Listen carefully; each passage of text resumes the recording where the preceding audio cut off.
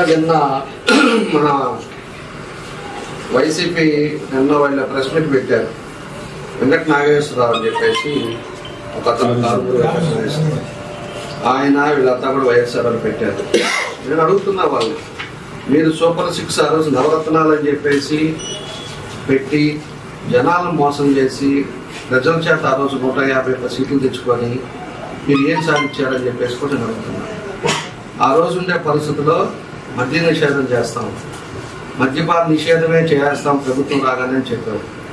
ప్రభుత్వం వచ్చిన తర్వాత నువ్వేం చేసావు?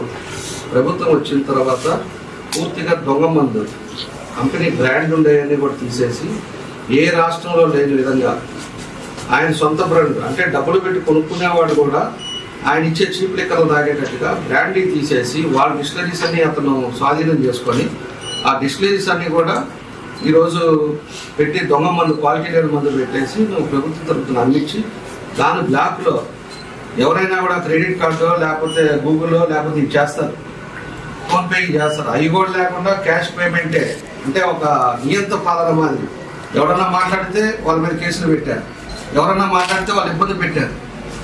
నియంత పాలన చేసి కోట్లు తిని దానివల్ల ఎంతమంది చచ్చిపోయారు అనేది కూడా మనందరం కూడా ఆలోచించుకోవాల్సిన విషయం.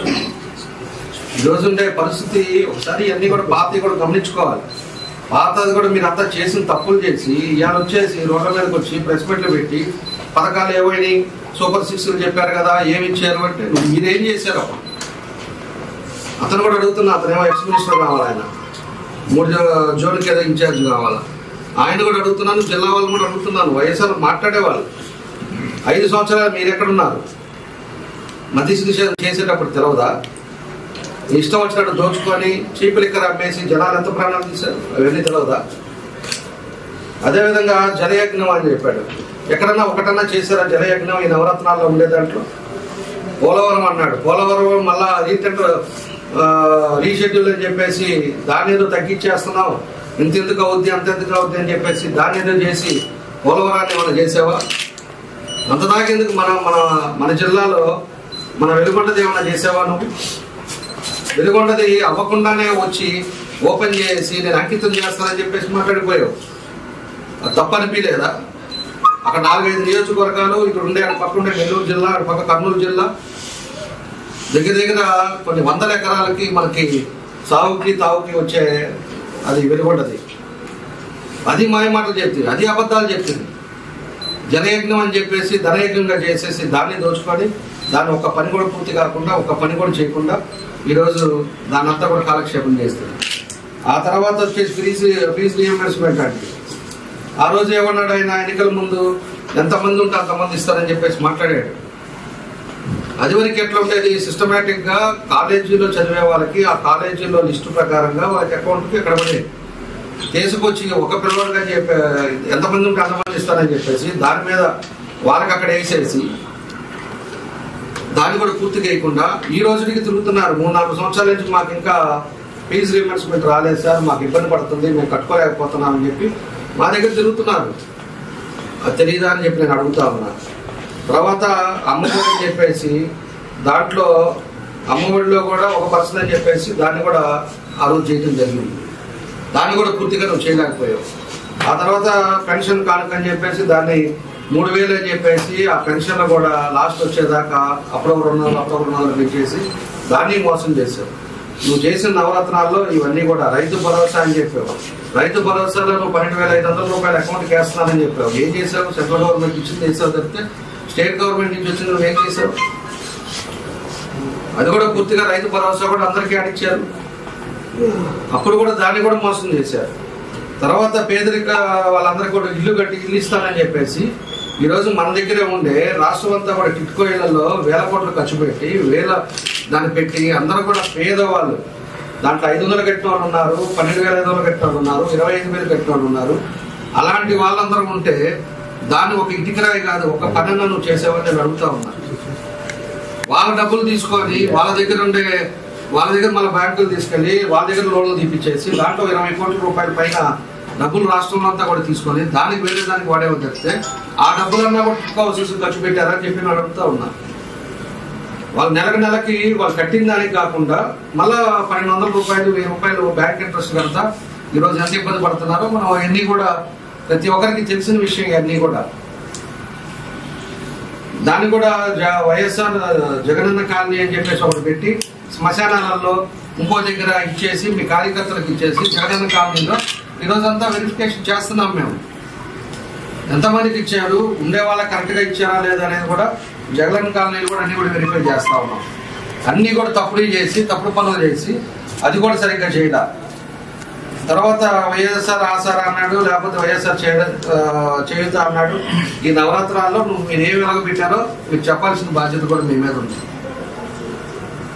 అది వరకు 14-19లో నా నియోజకవర్గంలో నేను ఆ రోజు ఉండే గవర్నమెంట్ టైంలో 150 కోట్లు పనిచేసాం మేము. అప్పట్లోనే బైఫర్కేషన్ అయిన తర్వాత కూడా ఈ రోజు ఉండే పరిస్థితుల్లో ఆర్థికంగా మాకు సీఎంఆర్ఎఫ్లు ఎవరన్నా పేదవాడికి 10 రూపాయలు ఇవ్వాలంటే కూడా ఆలోచించే పరిస్థితులు వచ్చేసింది గవర్నమెంట్ లో. 10 కోట్లు అప్పు చేసి దానికి వడ్డీలు కట్టలేక దానికి ఎంత ఇబ్బందులు ఉన్నాయనేది వాళ్ళకి ఆ మాత్రం చేసిన వాళ్ళకి ఆ మాత్రం అర్థం చేసుకోవాలి. అందుకే ప్రజలు కూడా ఇవన్నీ కూడా గమనించి కక్ష సాధింపులు చేసేది నీ ప్రవర్తన నీ విధానాలు కూడా చూసిన తర్వాతే 151 నుంచి 11కి చేశారు. ఈరోజు 11కు చేసిన తర్వాత కూడా అసెంబ్లీ కూడా వచ్చే గది లేకుండా అపోజిషన్ పార్టీయే లేకుండా నీ పరిస్థితి ఏ విధంగా దిగజారిందో అనేది కూడా వైఎస్ఆర్ పార్టీ వాళ్ళు అర్థం చేసుకోవాలని చెప్పి కూడా ఈ సందర్భంగా మేము తెలియజేస్తా ఉన్నాం.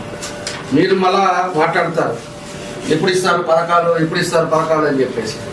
పథకాలు ఇచ్చినవి మీరు ఏం చేశారు? నెక్స్ట్ నిన్న కూడా మాట్లాడతా ఇంకోటి కూడా మాట్లాడారు కేసుల గురించి.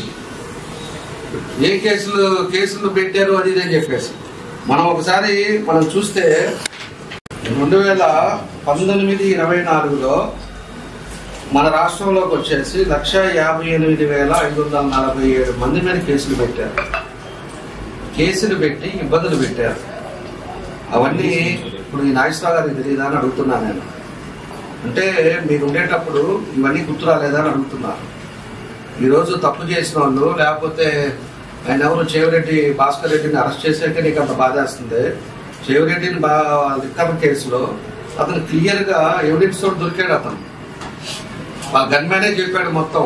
ఏ కారులో మేము తీసి పంపించాము డబ్బులు ఈ షాపుల నుంచి, ఏ కారులో ఇటెండి అని కూడా చెప్పారు. టోల్ గేట్ లో కూడా ట్రేస్ చేశారు, నెంబర్లన్నీ కూడా ట్రేస్ చేసి అది ఈడీకి పంపించారు.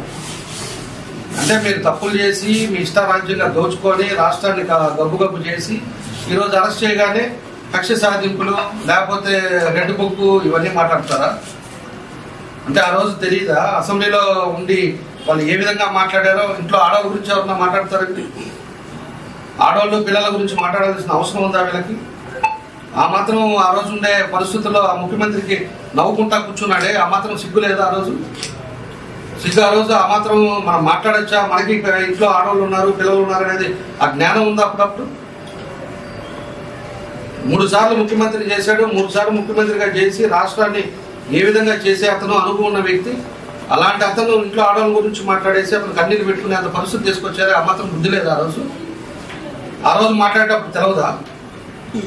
ఇప్పుడు కట్టకట్టుకొని ఈరోజు ఏమైనాయి మీ సూపర్ 6 ఏమైనాయి, అన్యాయంగా కేసులు పెడుతున్నారు, రెడ్ బుక్ అని మాట్లాడతారే. కొంచెం మానవత్వం ఉండాలి. మనం ఒక అతను అంటున్నాడు ఎమ్మెల్యే, వాళ్ళ ఎమ్మెల్యే ఎక్స్ ఎమ్మెల్యేనే ఇంటికి వెళ్తే ఆడవాళ్ళు కూడా తిట్టేవాళ్ళంట, వాళ్ళ ఇంట్లో వాళ్ళ భార్యలు కూడా. మీరు అసెంబ్లీకి వెళ్తుంది ఏమో ఇది మాట్లాడుకోవటానిక, ఇంట్లో ఆడవాళ్ళ గురించి మాట్లాడుకోవటానిక అని చెప్పి ఆయన కూడా ఓపెన్ అయ్యి మాట్లాడటం కూడా చూసాం మేము. అంటే సంస్కారం లేకుండా మీ ఇష్టారాజ్యంగా 150 ఎప్పుడు వచ్చిందని చెప్పేసి ఆ గర్వంతో కడప రాజకీయాలు, కడప రౌడీజాలు చేసుకుంటా అతను చెప్పించి ఏం చెప్తాడో, ఆయన ఏం స్క్రిప్ట్ ఇస్తాడో మాట్లాడిన వాళ్ళందరూ కూడా గతి ఇవ్వడింది అనేది కూడా మనం ఒక్కొక్కరు చూస్తున్నాం.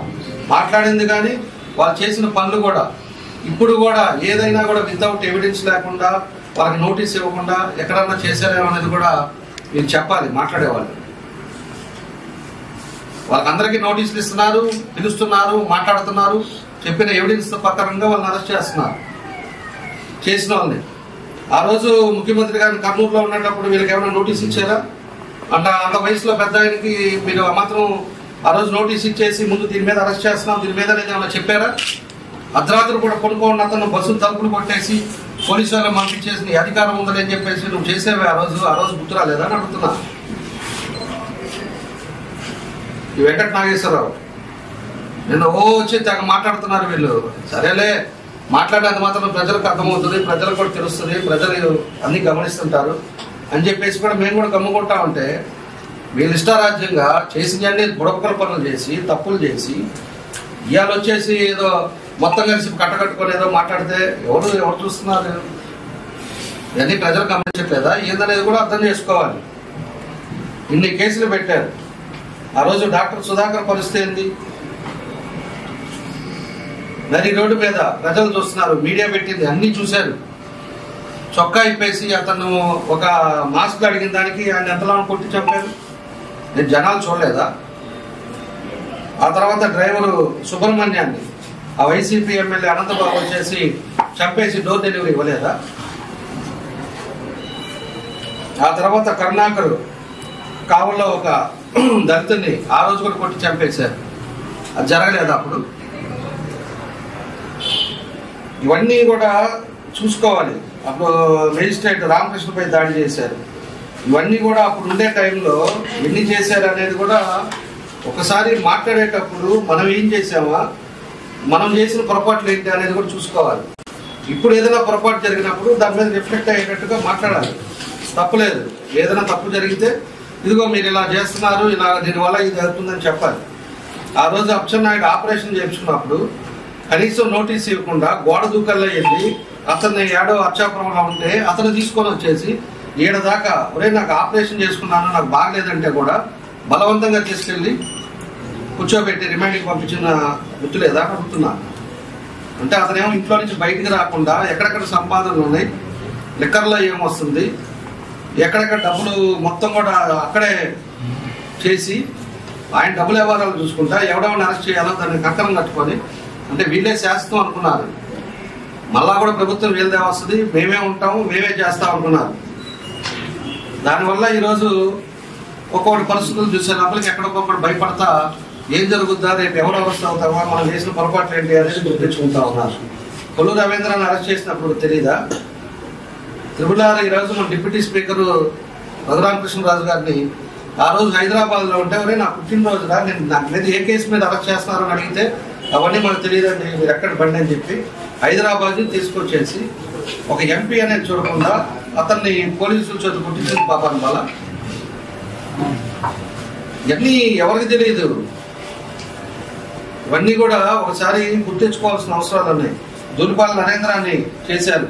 అయ్యన్న పాత్రుడిది ఆ ఇంటిది ఇంత కార్పొరేషన్ లో ఇంత ఉందంట మున్సిపాలిటీలో, దాడి కావాలని పెట్టి జేసీబీ పెట్టి పగలగొట్టి ఎవడో కంప్లైంట్ ఇచ్చాడని చెప్పేసి అతను ఆ టైంలో తీసుకెళ్లి అతను కూడా అరెస్ట్ చేసిన పాపాను వల్ల అయ్యన్న పాత్రుడిని.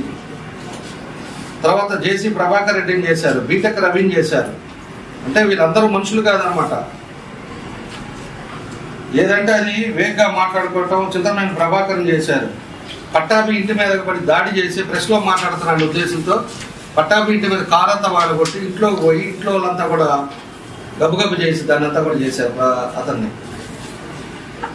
అప్పుడు అన్యాయంగా చేశారు. అవన్నీ కూడా వాళ్ళు చేసిన దుర్మార్గాలకి, వాళ్ళు చేసిన పనులకే.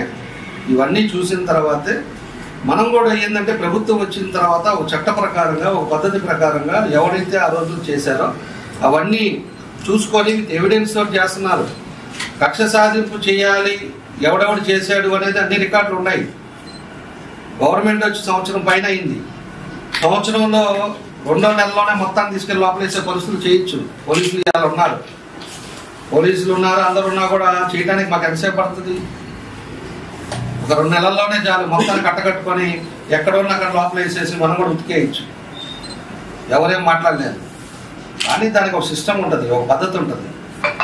ఏమేం చేశారా ఏందా ఎవిడెన్స్ తీసుకొని మనం కూడా దాన్ని ఒక పద్ధతి ప్రకారంగా ఈరోజు ప్రభుత్వం చేస్తుంది కాబట్టి ఇవన్నీ కూడా జరుగుతున్నాయి. చెవిరెడ్డి భాస్కర్ రెడ్డి 2 నెలల ముందు తీసుకెళ్లారా? ఇన్ని రోజులు ఎందుకు ఆగాల్సి వస్తుంది? నిన్నేదో ఒక పొద్దుల్లో కూడా స్టేషన్ మీద పోయి సిఐడి ఎస్ఐని కూడా బెదిరిస్తాడు అతను. అంటే పాత రోజులు అనుకున్నాడు. ఇంకా లేకపోతే చంద్రగిరి అనుకున్నాడు. ఎట్టంటే డబ్బులు ఇస్తే అవుద్ది, డబ్బులతోటే పని జరుగుద్ది అని చెప్పేసి అతను అనుకున్నారు. అతను ఇక్కడ ఫ్యాన్లు అమ్మటం, మోటార్లు అమ్మటం, కుక్కీలు అమ్మటం, మిక్సీలో ఏంటి ఎలక్షన్కి వచ్చినప్పుడు నిలబడ్డప్పుడు ఇవన్నీ కూడా అమ్మి ఇంటింటికి కూడా అన్ని కూడా చేశారు. అంటే డబ్బులు కొన్నిటికే పనిచేస్తుంది, అన్నిటికి కూడా పనిచేయవు. Character important. ఆ రోజు తీసుకొచ్చి పెట్టారు, చేశారు. అక్కడైతే చేసిన పాపాలకు పోతాడని. ఈరోజు ఆయన అరెస్ట్ చేసేదాము వీళ్ళంతా ఏందో నిన్న వచ్చేసి మాట్లాడుతూ ఉంటే నిన్న చూశాను నేను. పెట్టి ఏదేదో మాట్లాడుతూ ఉన్నారు. కాబట్టి ఇవన్నీ కూడా మంచిది కాదు. మన దగ్గర వచ్చేటప్పుడు ఒంగోలులో 83 కేసులు పెట్టారు. ఇక్కడ ఉండే మీ అందరికి కూడా తెలియదు. 83 కేసులో రిమాండ్కి ఎంత పోయారో తెలియదు నీకు. మహిళలను కొట్టారు తెలియదా మీకు? అదేమంటే మేము మాట్లాడారు నేను ఏడ ఉంటున్నాను మాట్లాడారు అంటే బాధ. నీ మీద నీ కొడుకు మీద నీ కోడల మీద మేము పెట్టేసి లోపల అరెస్ట్ చేసి ఉంటే నీకు తెలుస్తుంది ఆ బాధ అనేది. ఆ రోజు వాళ్ళ భార్య పిల్లలు వాళ్ళంతా వచ్చి నా దగ్గరికి వచ్చి వాళ్ళు ఏడుస్తూ ఉంటే వాళ్ళతోటి ఆ రోజు ఎంత నరకం చూపించామో మాకు తెలుస్తుంది. ఆ రోజు ఉండే పరిస్థితుల్లో ఆడవాళ్ళని చూడకుండా పార్టీ వాళ్ళని చూడకుండా జుట్టు పెట్టుకొని కొట్టి వాళ్ళందరినీ కూడా లోపలేసి వాళ్ళ మీద కేసులు పెట్టి 83 మీద కేసులు పెట్టారు మా మీద. మళ్ళీ ఏదన్నా మాట్లాడితే మేమంతా ఉంటున్నాం కదా, మేమేం మాట్లాడట్లేదు కదా అని చెప్పేసి మాట్లాడితే చేసినవన్నీ ఎక్కడికి పోతాయి? ఇవన్నీ ఎందుకు మాట్లాడతాం మేము? మాకేం అవసరమా? ఇవన్నీ కూడా ఇలా ఉంది రాష్ట్ర పరిస్థితులు కూడా ప్రజలు కూడా అర్థం చేసుకోవాలి.